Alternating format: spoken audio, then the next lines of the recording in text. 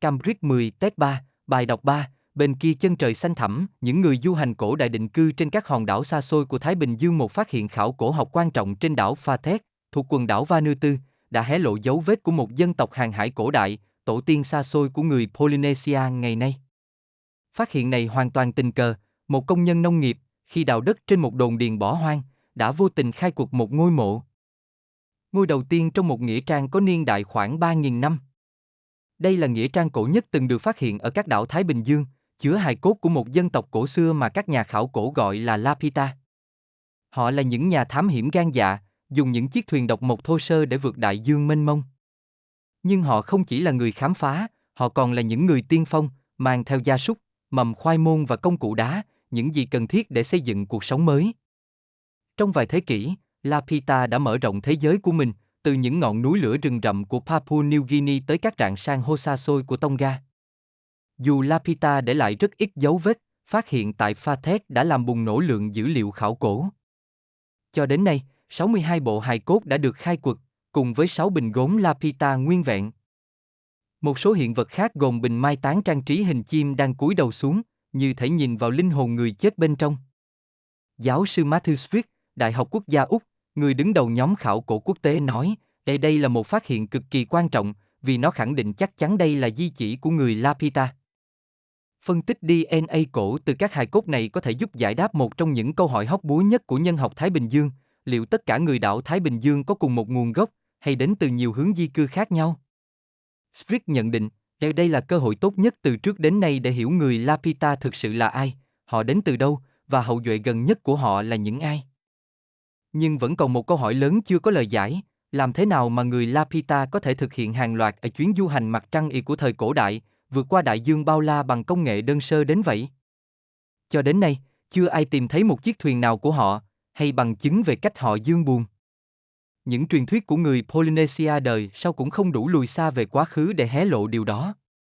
Chúng ta chỉ biết chắc một điều, người Lapita có những con thuyền đủ sức vượt đại dương, và họ biết cách điều khiển chúng, giáo sư Gail Ewing, Đại học Auckland, nói. Kỹ năng hàng hải ấy được truyền lại qua hàng nghìn năm, từ những thủy thủ cổ từng di chuyển giữa các quần đảo phía Tây Thái Bình Dương. Tuy nhiên, cuộc phiêu lưu thật sự chỉ bắt đầu khi con cháu Lapita rời xa tầm mắt đất liền, chỉ còn chân trời trống rỗng bốn bề. Hành trình đó khó khăn chẳng khác gì việc hạ cánh lên mặt trăng đối với con người ngày nay. Theo Ewing, Lapita tiến về phía đông, ngược chiều gió mậu dịch. Ông cho rằng chính những cơn gió ngược phiền toái đó lại là chìa khóa thành công, để họ có thể đi hàng ngày trời vào vùng vô định, và nếu không tìm thấy gì, họ chỉ cần quay lại, cưỡi theo gió mậu dịch để trở về. Những thủy thủ tinh thông có thể nhận biết chim biển, dừa trôi, đám mây tụ ban chiều trên đường chân trời, tất cả đều là dấu hiệu có đảo ở phía trước. Đối với các nhà thám hiểm quay trở về, các chuỗi đảo liên hoàn nơi họ sống chính là tấm bản đồ an toàn tự nhiên, giúp họ không đi quá xa, không lạc vào cõi vô tận.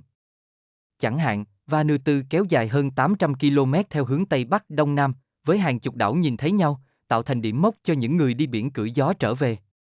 Tuy nhiên, giáo sư Athol Anderson, Đại học Quốc gia Úc, lại nghi ngờ, đều không có bằng chứng nào cho thấy họ thật sự biết đi ngược gió. Người hiện đại đã dựng lại thuyền để thử, nhưng chúng ta vẫn không biết thuyền của họ trông ra sao hoặc giăng buồm thế nào. Anderson cho rằng may mắn và tự nhiên cũng đóng vai trò lớn. Hiện tượng El Niño, vốn gây đảo lộn thời tiết Thái Bình Dương ngày nay, có thể đã đưa người Lapita đi xa ngoài dự tính. Các dữ liệu khí hậu từ san hô cho thấy chuỗi El Niño dày đặc trùng với thời kỳ mở rộng của Lapita, những siêu El Niño giấy có thể đã cuốn họ đi hàng nghìn dặm trong những chuyến hải trình không định trước. Dù bằng cách nào, người Lapita đã lan rộng khắp 1/3 Thái Bình Dương, rồi bất ngờ dừng lại vì lý do không ai biết. Phía trước là vùng biển trống trải mênh mông, có lẽ quá xa để họ tiếp tục. Họ chưa bao giờ quá đông, chỉ vài nghìn người, nhưng trong cuộc di cư chóng vánh đó, họ đã gặp hàng trăm hòn đảo, chỉ riêng Fiji đã có hơn 300 đảo được họ đặt chân đến.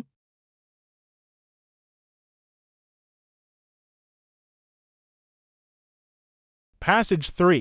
Beyond the Blue Horizon. Ancient voyagers who settled the far-flung islands of the Pacific Ocean.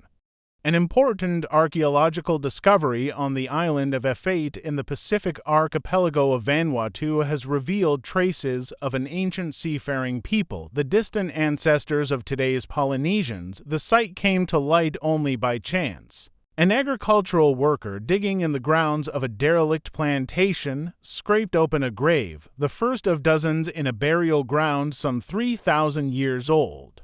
It is the oldest cemetery ever found in the Pacific Islands, and it harbors the remains of an ancient people archaeologists call the Lapita. They were daring blue water adventurers who used basic canoes to row across the ocean, but they were not just explorers. They were also pioneers who carried with them everything they would need to build new lives, their livestock, taro seedlings, and stone tools.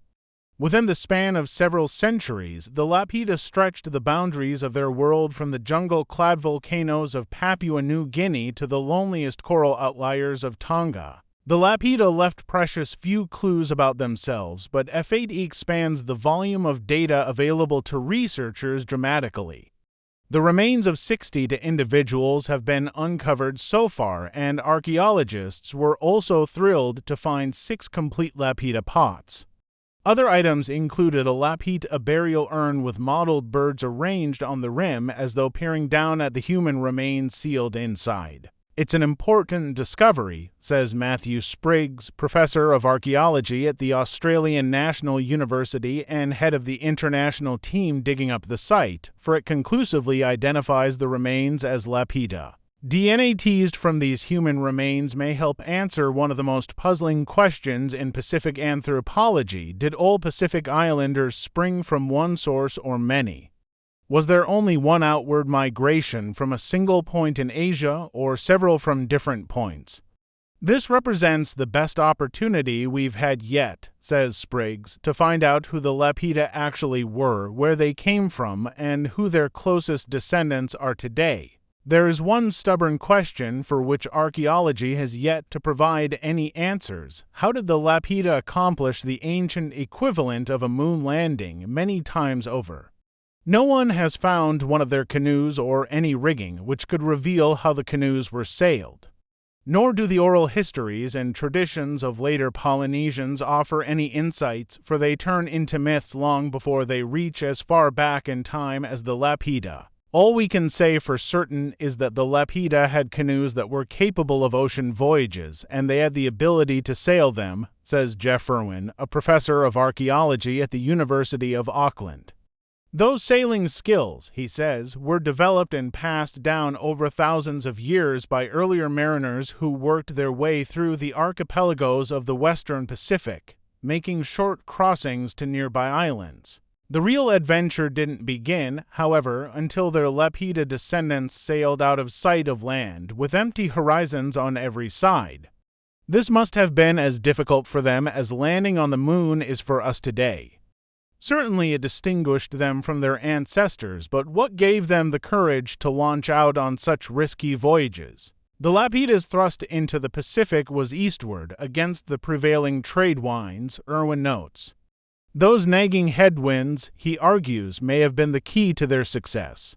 They could sail out for days into the unknown and assess the area, secure in the knowledge that if they didn't find anything, they could turn about and catch a swift ride back on the trade winds. This is what would have made the whole thing work once out there. Skilled seafarers would have detected abundant leads to follow to land. Seabirds, coconuts, and twigs carried out to sea by the tides, and the afternoon pileup of clouds on the horizon, which often indicates an island in the distance. For returning explorers, successful or not, the geography of their own archipelagos would have provided a safety net.